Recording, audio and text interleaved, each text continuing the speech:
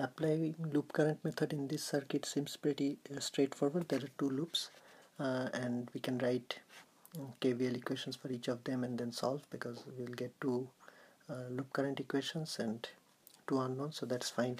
But if this element R4 is replaced by a current source, so if we have a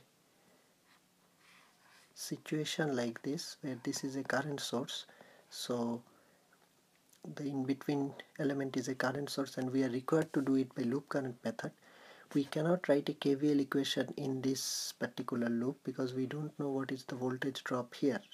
So what we do is we take this whole loop or mesh as a super mesh. It's called super mesh or super loop. So this whole loop we write the KVL equation for that. So the equation becomes something like that. We still assign I1 and I2 here, but when we write the equation, KVL equation, we write with the whole mesh, and that is the super mesh. So it goes like this. Drops are there. So I1 R1 plus I2 R2 plus I2 R3.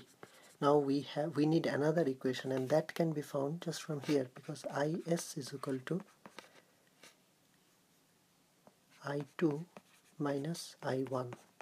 So here from the second one we have a relation between I1 and I2, so we actually have two equations for two unknowns, and that can solve this circuit. However, if it is not said that this circuit has to be done by loop current method, there is a better way to solve this one, that is the node voltage method, which I plan to discuss later.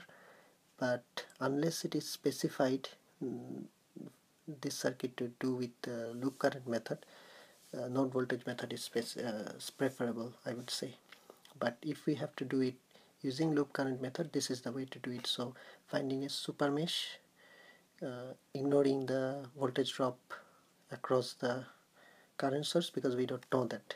We don't know the resistivity of that because it has a current source, but the voltage is not known. So this one is I1 here,